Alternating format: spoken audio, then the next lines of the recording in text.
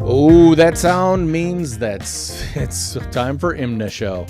What is IMNSHOW? Well, it's in my not so humble opinion, where I get to opine without any humble humility is the word I'm looking for at all about whatever trips my trigger this week or whatever. Or it allows me to do something like this, which is a nonfiction brand live record with a special guest.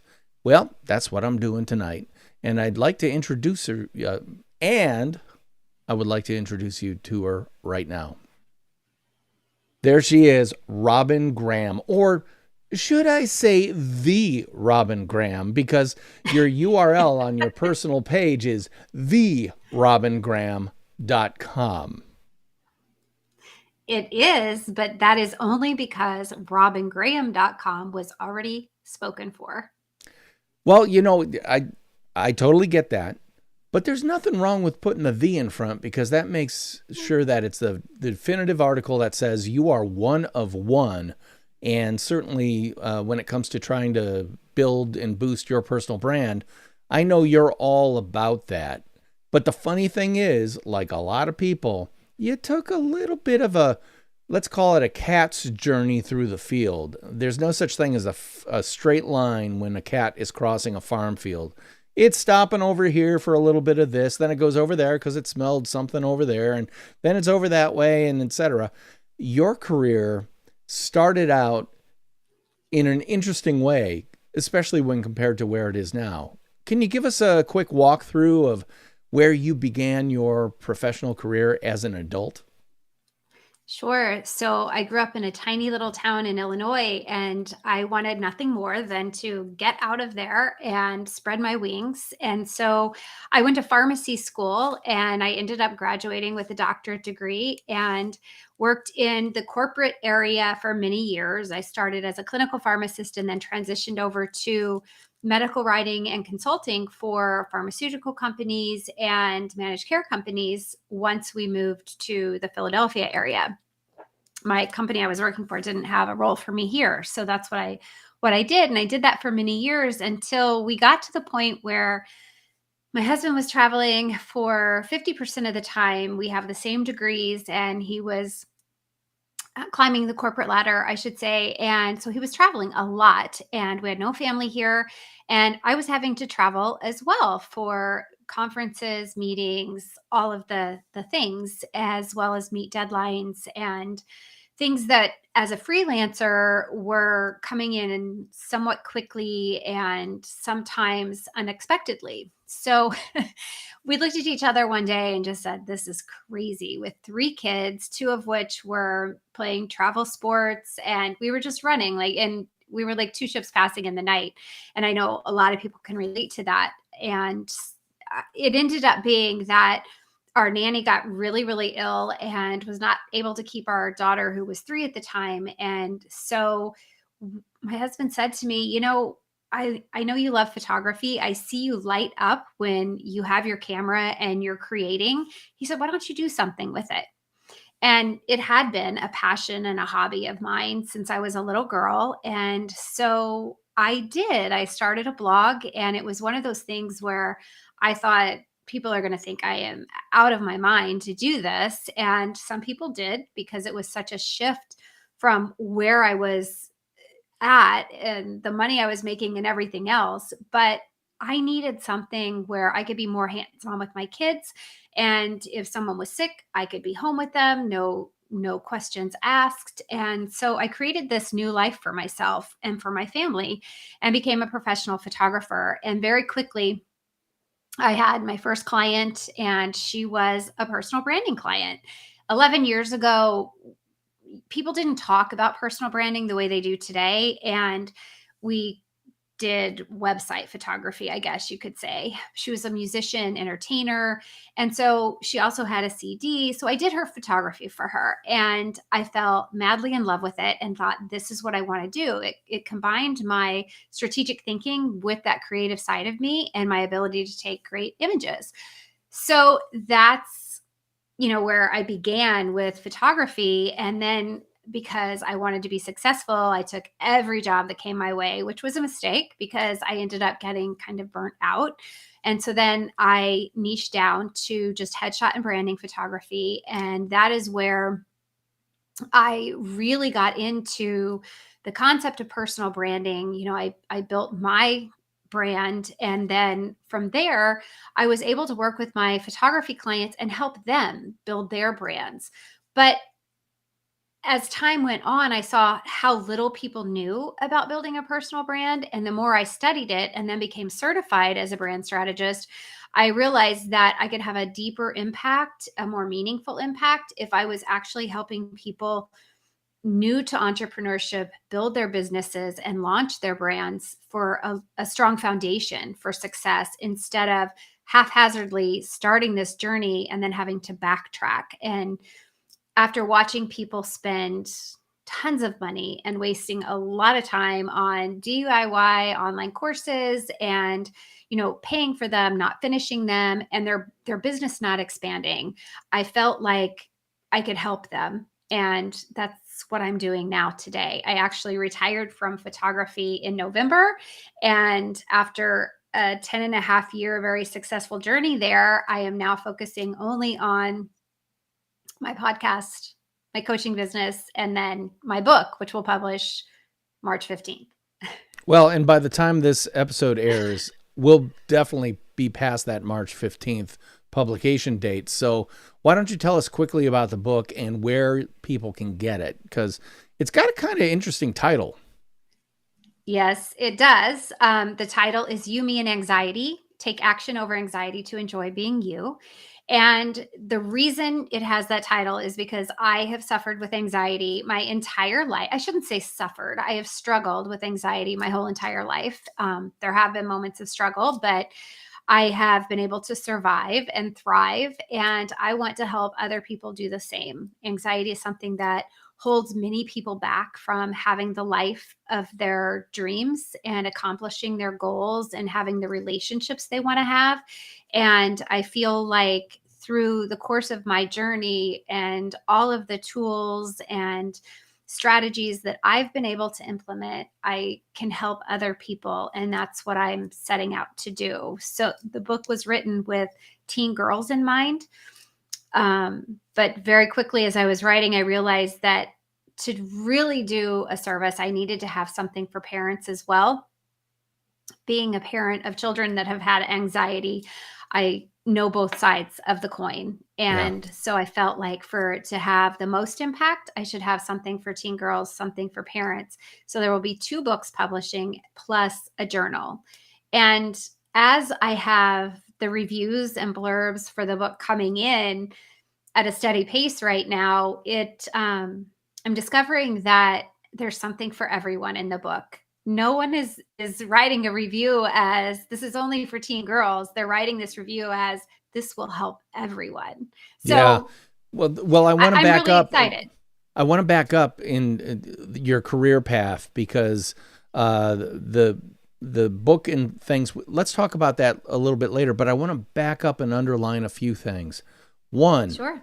You have a ton of what economists would call sunk costs, all associated with becoming a doctor of pharmacy.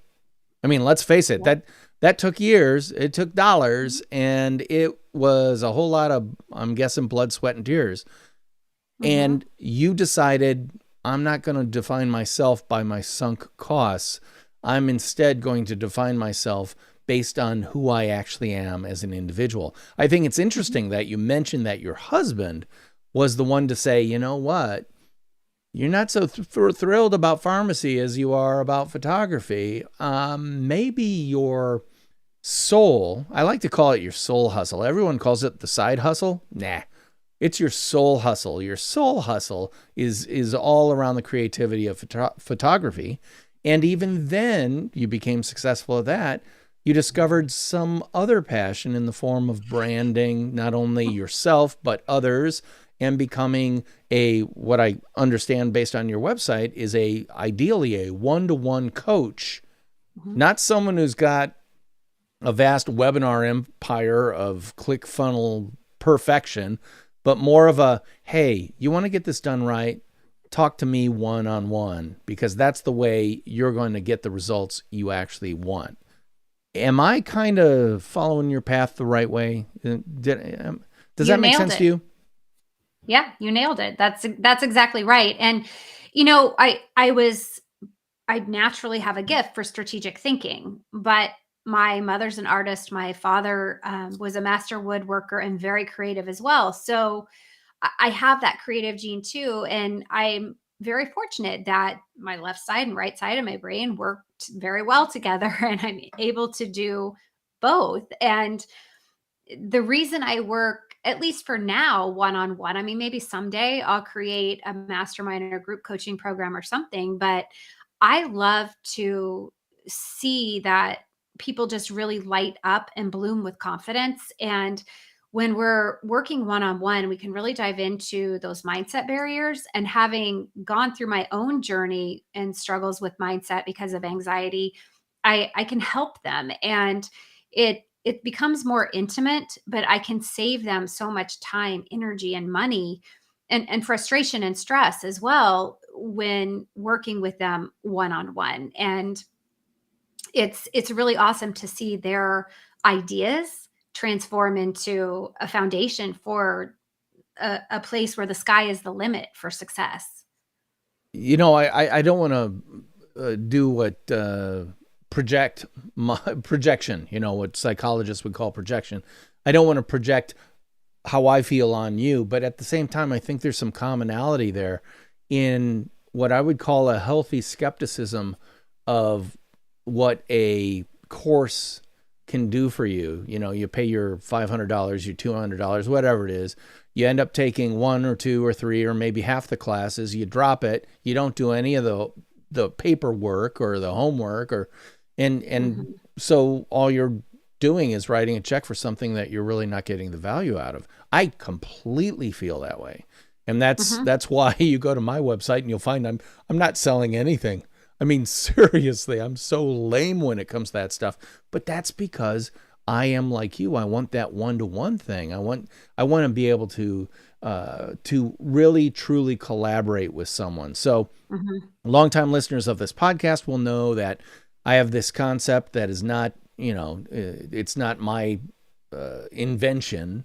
It's basic branding 101, that you develop what I like to call the key 3. What are the key 3 words, concepts, phrases that define who you are, what you do, and how you do it in a way that people can really understand exactly who you are, what you do, and how you do it. Now, you've given me a clue on a couple of those words, or maybe not the perfect words to describe them, but certainly what I would think of as pillar words related to yourself. 1, strategic, and 2, creative.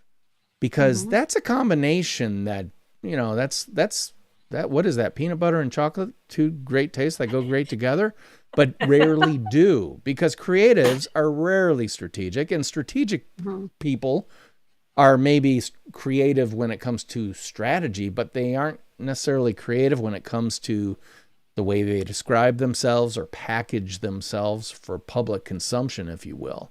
So if I were to stipulate, Robyn, 2 of your key 3 are strategic and creative. What's the 3rd word that you can point to and go, well, I think actually I'm going to back up and say, I read something on your website. It said, I'm looking at it right now. A strategic thinker, creative, and empath, all rolled into a one-to-one business coach. I think I just found your key 3, and I think you probably planted it there for me to find in the copy on your homepage, or on your about page anyway. Bingo right there. Why would I go to Robyn Graham? Because she's strategic and creative, but very empathetic, which means I'm not going to hand you a sheet and you have to do it.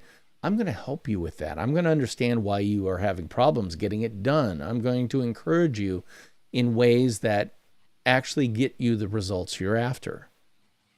That's a value add that I don't see a lot of people who are kind of playing in this space doing. Is that, and again, just so that listeners really understand it, you are also focusing your heat on a very specific audience. Can you talk about that audience and why you selected them as kind of your best brand aligned avatar person purchaser? Sure. So I think it's really important when we talk about who we're going to serve that we take a look at our values, visions, and passions. And when we do that, we're going to align ourselves with our purpose.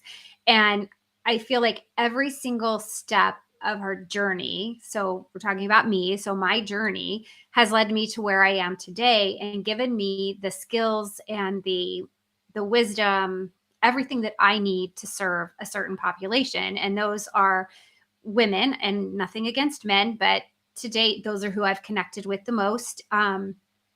So women who are trying to build a business but are overwhelmed, they're confused, they are not tech savvy, they are anxious, they're fearful, they lack confidence to put themselves out there. And so these are all things that I have experienced over time. So when I talk about being intuitive and being empathic, I am tapping into all of those life experiences that have brought me to where I am today so that I can serve people who are feeling similar, who are experiencing that, gut wrenching anxiety or fear that is holding them back and keeping them stagnant in a place of procrastination.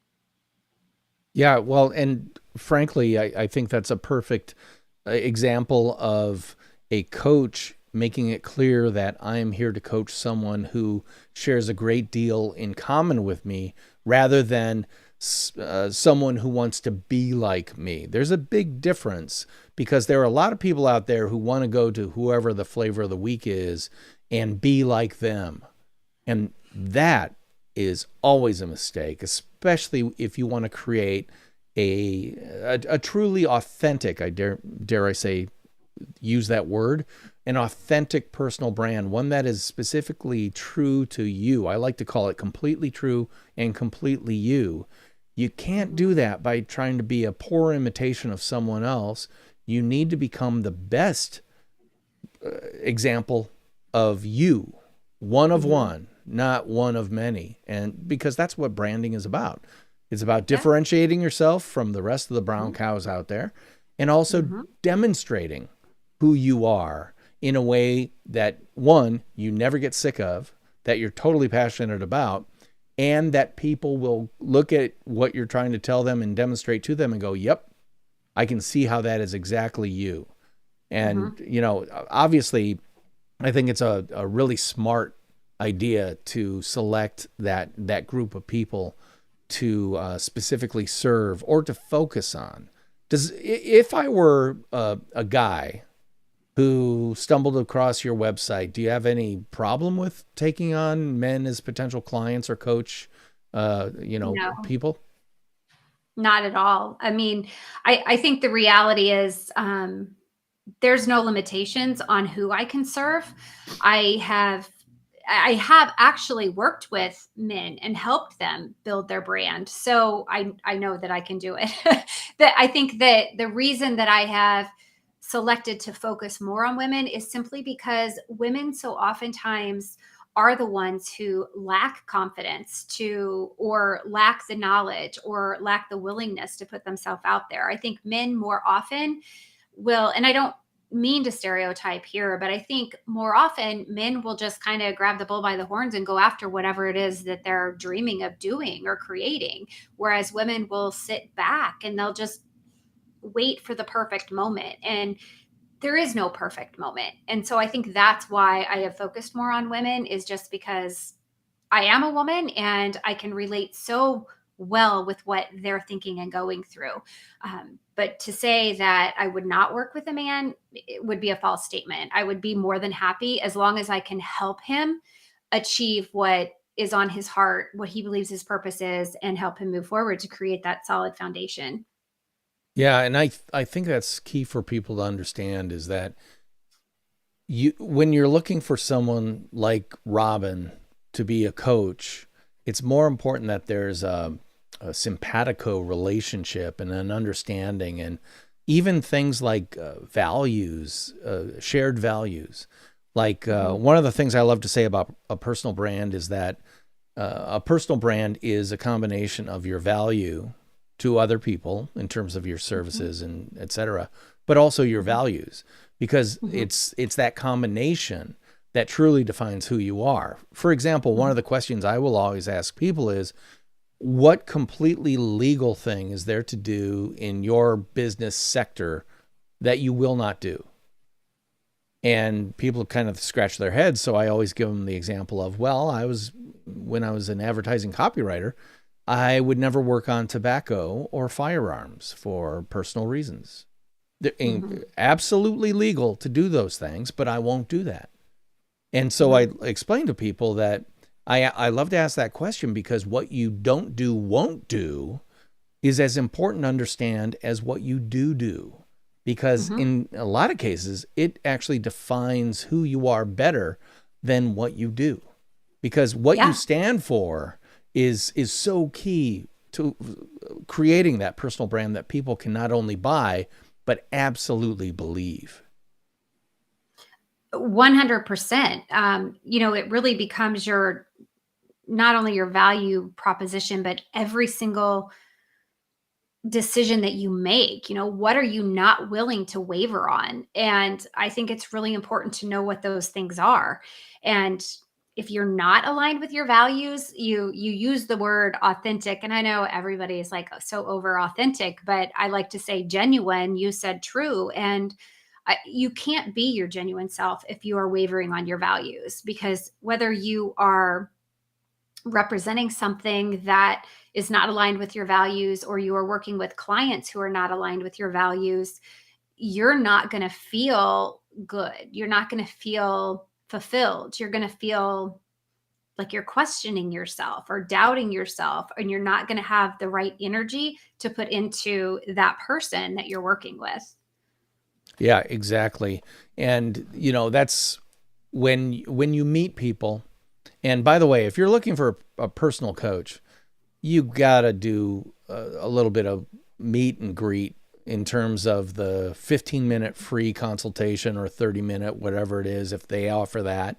I don't know of a single business coach that if you contacted them with an honest email and said, listen, I'm interested in your services, but I would really like to talk to you even for 10 minutes over the phone or Zoom or whatever. I don't know a single one that would say no, unless they were totally booked up and not taking any new engagements. But you have to see if there's a gel there, if you guys make the connection, because frankly, to call people doing what you and I do coaches, I think, is an undersell on what it really is. I mean, we don't quite have doctorates in stuff, but you really have to get down to some of the nitty gritty, the things that hold you back, the truths about who you are. The fact that it took your husband, who is very knowledgeable about you and understands you probably better than you know yourself, it took him to be the one to say, you know what? You're more interested and passionate and frankly interesting when you do your photography than us being two ships that pass in the night as we climb the ladder so many people want to climb, right? I'm sure you're both making bank doing that double income thing, but you didn't have the family life you wanted. You didn't have the passion that you wanted in your professional career, and I'm not even going to guess personal, but the whole point is you weren't. A lot of people talk about being fully present in your life. When you were describing the first part of your professional life, it's like, yeah, it doesn't sound like you were fully present there. I mean, you were doing everything. You were in the building, but were you there personally? Were you truly in person in your own life? Well, that's a really good question. And no. And, I briefly mentioned about my book, and that was one of the things that triggered this. We started to see signs of anxiety in our oldest son. And I thought, okay, things have to change, because with the hustle and bustle, I guess you could say, that our life was at that time, the anxiety in our whole house was just going up, up, and up. And that was not what I wanted for my kids. And it wasn't what I wanted for myself or my marriage either. And even though we were making it work, we were all happy. There was nothing wrong with our marriage or anything like that, but it was taking a toll on, I think, all of us, because having dinner together every night was a priority for me. So to meet deadlines and get everybody to practice and do all the things, that was a challenge. And so, when you talk about balance, I don't think there is necessarily a true thing about balance. I think it's setting priorities and setting boundaries. And ultimately, that was the choice I had to make, was that, do I want someone else to raise my kids, or do I want to be hands-on and be with them and continue to have the lifestyle that we want to create for our family as a whole? And so for me to walk away from the career I had and the 6 figures, quote unquote, it was almost a no-brainer, because I wasn't going to sacrifice the quality for dollar signs. Oh, I love that. I'm all about the quality and not the quantity. And here's the thing I know about being a father: quantity time is quality time, period. Yeah. And it's because you can't schedule that walk that you took with your daughter, and all of a sudden the key piece of information comes out and you're like, oh my God, if I weren't here right now, I would never know that. Well, this has been a really great conversation, and I'm happy to say that Robyn's going to be back here next week. But before we end this episode of the Nonfiction Brand podcast, I want to let people know where they can engage with you or get to know more about the Robyn Graham. Where, the Robyn Graham, can they find out more about the Robyn Graham? The best place to find me is my website, which is therobyngraham.com. And you can find free resources there. You can subscribe to my email list, which is the best thing to do, so that you can get updates and things that are going on in my life and my business, and tips, tools, that kind of thing. And then you can reach the podcast there as well, which is the Robyn Graham Show, and the book. Well, there you go. So definitely check that out, and check out therobyngraham.com/resources to get a little bit more specific stuff that you can tap into to find out if the Robyn Graham just might be the coach for you. It's been a real treat to have you on this episode of the Nonfiction Brand podcast. I'm really glad to have you back on next week. But before we go, one more thing, listeners. Don't forget, it always pays to like, subscribe, refer, and review this podcast. Can you do me a solid? Wherever you get this podcast, go ahead and give it an honest review. I'm not looking for 5 stars. Well, I am looking for 5 stars, but I more appreciate the honest reviews. If you like the podcast, give it a review, because that does help other people find it. And frankly, that's it for this week on the Nonfiction Brand podcast. But don't worry, we'll be back, both myself and Robyn, next week. Until then, I'm your host, DP Knudten, and she is Robyn Graham. And we'll be talking at you again next week. Bye-bye. Pause. And so live stream viewers, guess what? A whole week has passed. Oh, time sure flies when you're having fun, because we're back again for next week's episode with the Robyn Graham. And I'm sorry I make fun of you so much about the Robyn Graham, but I do appreciate the fact that you are defining yourself clearly against any other Robyn Graham out there. I thought the Y in Robyn was enough, but evidently not. There appear to be other Robyn Grahams. Yes, remarkably so. I found it very hard to believe myself, but what can I say? There are. Well, let me pause. I'm going to cut that out. That's the beauty of editing.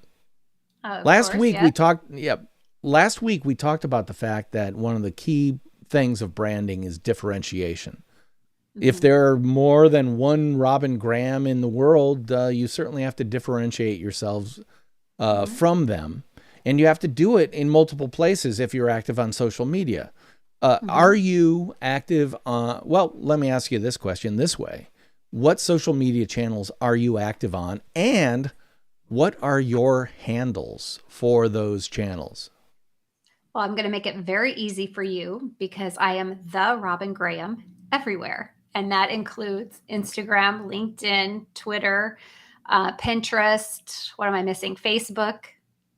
Am I missing anything? I think that, I guess TikTok, which I don't really use that much, but yes. Well, thank you. Thank you. Thank you. I say this as a podcaster. I say this as a podcast marketer. I say this as someone who wants to give you the value for coming on my podcast, because guess what? I'm going to put your tags in my show notes and stuff like that, unless you have 5 different tags for 5 different channels. And I'm going to get frustrated after searching. Is this the right Robyn Graham? And your photo doesn't look like you. And oh, forget it. If you make it easy for me, I will be pleased as punch to promote you across every social channel that I engage with. But if you don't make it easy for me, I'm just like everybody else in the market, which is you make things hard. I'm not going to deal with you. You know, you've reconciled your handles across all channels. And I wrote about that in, I think, my first book, about why I did that and why I didn't do it initially. Why didn't I do it initially? Because I thought everybody knew that I was Pikachu 492. So, no, they don't. Reconcile. And by the way, my handles are at DP Knudten everywhere, because I am the only DP Knudten. I will say that. And believe me, I think the world's happier because of that. But anyway, let's talk about your journey a little bit more, from doctor of pharmacy to professional photographer to personal branding, brand strategist, coaching, and things like that. You mentioned last week that a lot of the decisions were, or put it this way, as a writer, you would say the inciting incident. What was the inciting incident that caused you to go from a 6-figure career in pharmacy to become a pro photographer and then become a brand strategist? You mentioned last week family life was a key thing. Was it the key thing, or were there other things in the mix as well? No, that was the key thing. I think I mentioned this last week, maybe briefly, but our oldest son was starting to show signs of anxiety. And I did not want him to have to live with anxiety the way I had lived with anxiety. And so I felt the need to, and my husband too, we felt the need to shift our priorities and make sure that we were making things at home as easy, smooth sailing, and consistent as possible. And I needed to be more present, having to meet deadlines, working in the evenings. Yes, we had dinner every night together. I mean, sometimes my husband wasn't home because he was traveling, but for the most part, like the kids and I at least had dinner every night together.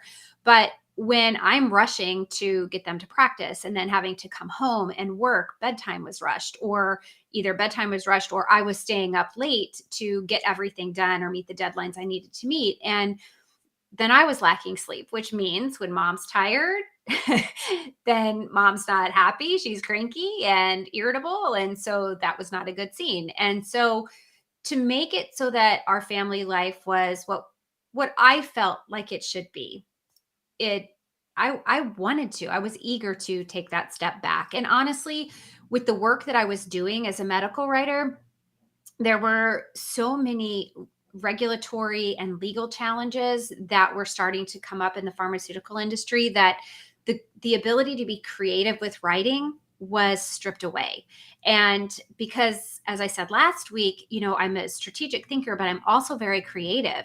And I didn't want to just write and reverbiage package inserts. I wanted to be creative with how I educated patients or educated doctors or, managed care companies related to a drug or a product. So I would say that probably summarizes why I made that shift. It was, yes, personal in the regards that I wasn't as happy doing what I was doing, but most importantly, it was so that we could give our family the stability it needed.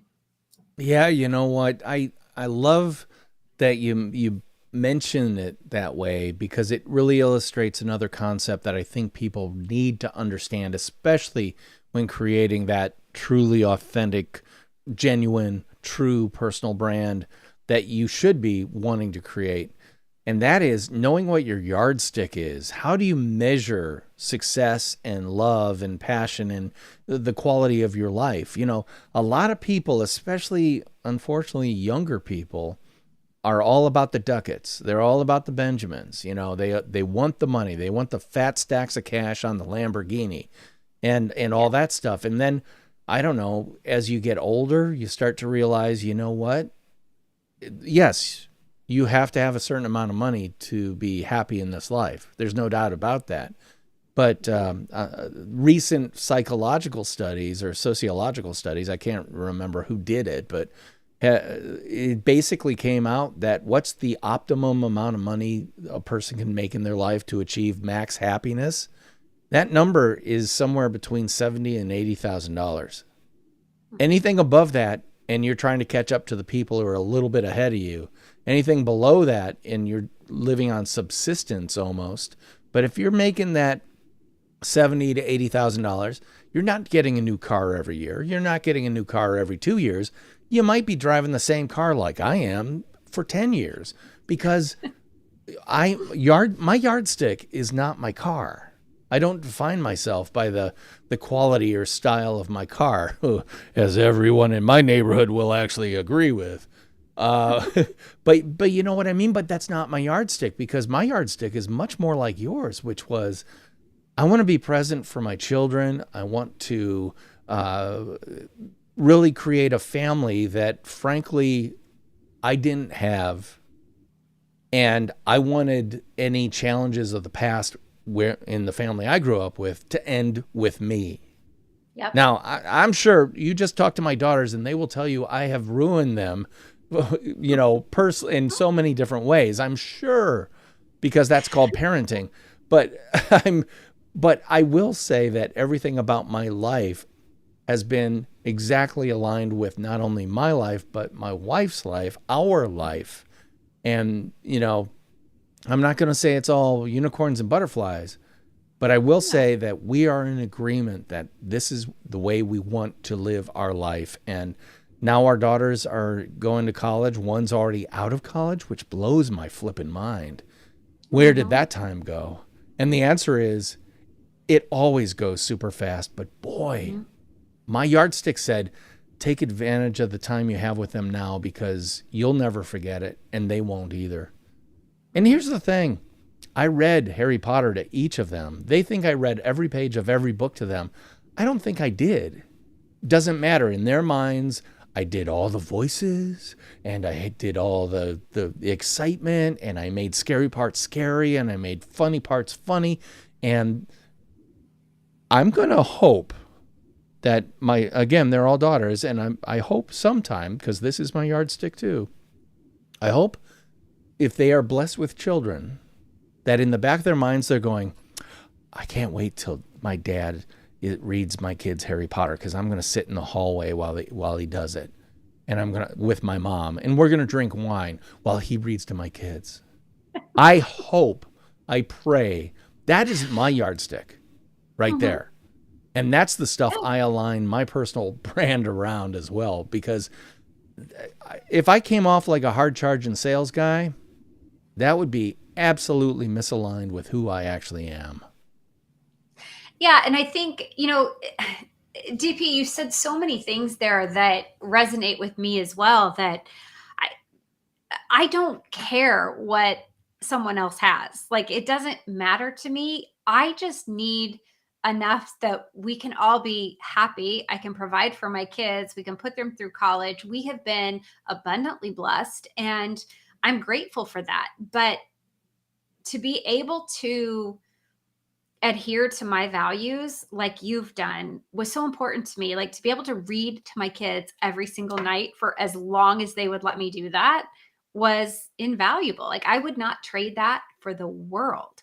Um, None of that, nothing else really matters when you are aligning yourself to what is important. And again, we come all the way back to what we talked about last week, and that is your values. And what are your values? Your values should be at the core of your personal brand, because those are what are going to define your purpose along with your visions and your passions. And they are what people are going to recognize in you. They're the basis of your differentiating yourself. They're what makes you unique.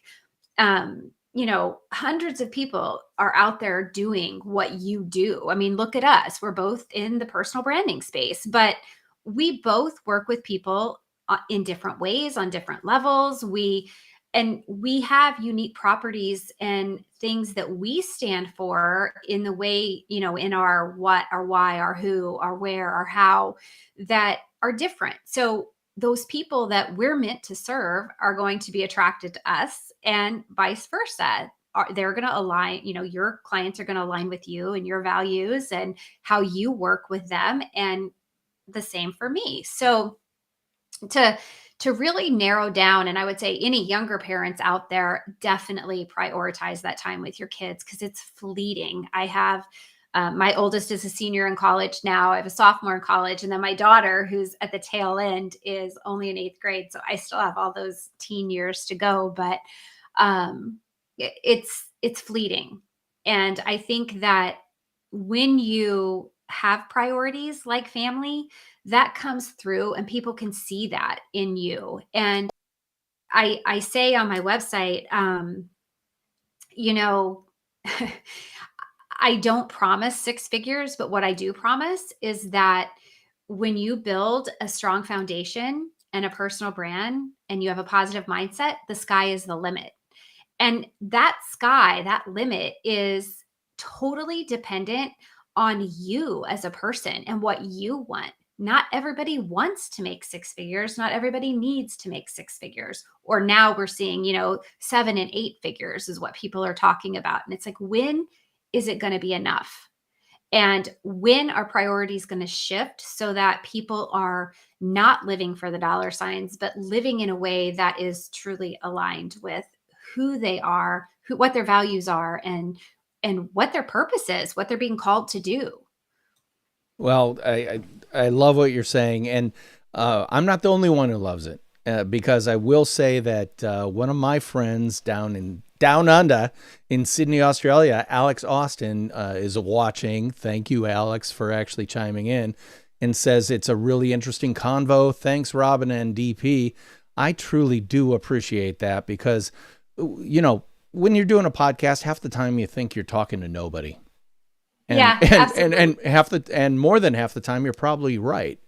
But that doesn't matter, because what we're doing right now is we're demonstrating exactly who we are, what we do, and how we do it, and why potentially you might want to talk to us about how we could help you or engage with you in some way. But the key thing is we're not hiding our lights under the proverbial bushel. Now, I know you don't make a big deal about it on your website, but you do mention the fact that your faith and your Christianity is a key part of who you are as an individual. And that's probably not a card you lay out right away when you meet somebody, unless they have made it clear that that's very important to them, or that they appreciate that and they feel that way themselves. Can you talk about that? Because religion and things like that can be very, very scary for people who are thinking about building that personal brand that needs to fit professionally as well. Did you ever have any trepidation about even typing the word Christian in the copy on your website? So I will be perfectly honest. And yes, I did. But I felt called to do it. And I will tell you that the very first coaching client that I had hired me because I was a Christian. And that kind of gave me the confidence to say, you know what? I'm leaving it there. And I haven't thought twice about it since. In fact, I'm redoing the website because of the book launching, and I left it there. And it's it's really part of who I am. I live my life based on my Christian values, and if people are looking for someone who's going to help them manifest $10,000 tomorrow, I'm not their person because I don't believe in that. And maybe I'm a minority, but I believe that I have to adhere to my values, and faith is one of those values. Well, and that is exactly why it goes into that recipe or that equation. Your brand, your personal brand, is your value, the value you offer, plus the Mhm. values that inform that value. And Mhm. let's face it, and the way you, okay, I'll admit that I am not a big fan of people who put the Christian fish, the ichthus, as a code graphic on their website or something like that. I am Mhm. not. I find that it's like Christian commerce. I find that a little Mhm. bit distasteful, and it is a taste issue, you know. Mhm. So that would naturally uh, encourage me to walk on by. You don't do that, but you make it clear that Mhm. this is part of who I am, you know. And I never got a whiff of that Christian commerce ness off you, even while reading your website and going to it. Which, by the way, listeners, if you want to check out what I'm talking about, go to therobyngraham.com. Here, I'll throw up her URL. You can see it right there, therobyngraham.com. Check out what I'm talking about, because you might even have to hit that search function to even find the mention of it, because it's there, but you don't have a flashing neon light or anything like that about it. And that's what I think people need to understand is you don't have to share too much information about anything about yourself. But the concept I like to call selective authenticity allows you to select the parts that inform you, who you are, what you do, and how you do it in a way that is personally comfortable to you and authentic to you. Mhm. But you don't need to know the names of my dogs or my children. I mention my children all the time. I never mention their names. That is a Mhm. conscious choice. Why? They're young women. They have their lives of their own. I don't like posting pictures of them online because I don't know, I'm their dad. I got to protect them, you know? And, but guess what? Protective dad is part of my personal brand because that is a part of Mhm. me. You Yeah. know, these things all demonstrate the nuances of who we are as human beings. And, you know, again, you've mentioned, and I want to go, let's talk about your book. Let's mention the title of your book, because unlike the leaning in that Sheryl Sandberg encouraged women to do about leaning in at the conference table and making stuff known, you're leaning into the fact that anxiety has played a role in your life, Mhm. and you aren't even afraid to put it in the title of your book. So, once again, can you give us the title of the book and talk about how you're handling anxiety in a way that makes it clear that, yes, you may have had that challenge in your life, but you've overcome it. And now you've got Mhm. resources and gifts and hints and tips for dealing with it. Mhm. So let's talk about your book. What's the title? Sure. The title is You, Me, and Anxiety: Take Action Over Anxiety to Enjoy Being You. And that is the title because I am sharing my journey to help other people navigate anxiety, whether they are a teen girl or a parent of a teen. And I say teen girl, the book could be read by, parents of a teen boy or even a teen boy, but I wrote the book with teen girls in mind. And then there's a parent component because I felt like I needed to help parents as much as I needed to help teens.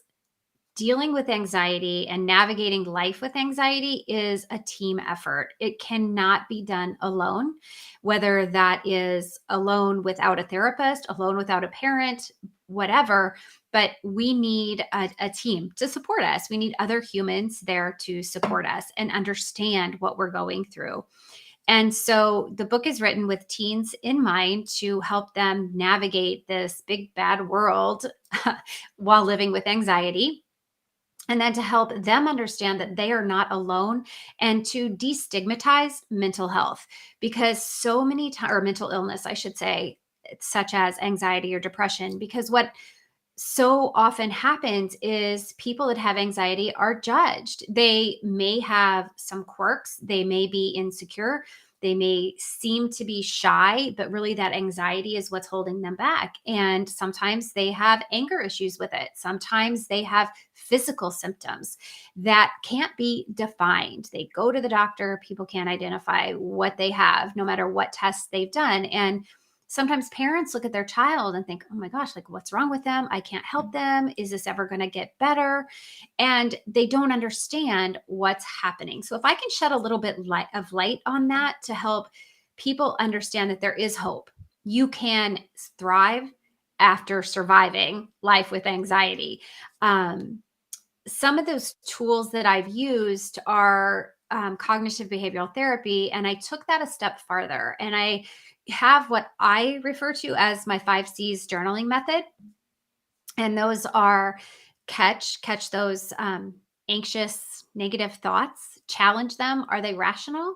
And then set them up against a positive thought on the contrary, and then permanently change that thought so that you're no longer sitting in that place of anxiety, fear, or whatever those negative feelings, thoughts, and emotions are. And then once you have established that these thoughts are not, you've challenged them, they're not rational, you can change them to the positive. And then you can start to control those thoughts over time. And then once you start to control those thoughts over time, you can actually become more confident, feel more confident, and make more confident decisions more confidently.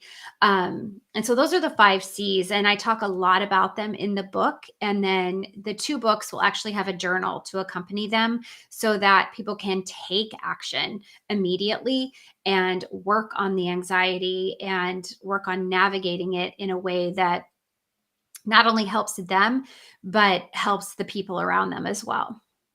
Well, I think that's great. And again, this book is coming out on March 15th of 2022. Yes. So Yes. I'm guessing by the time this episode airs, it's already available at the house of Jeff Bezos, Amazon.com, or Amazon where you live around the world. Is it going to be available on the various Amazon sites via Amazon?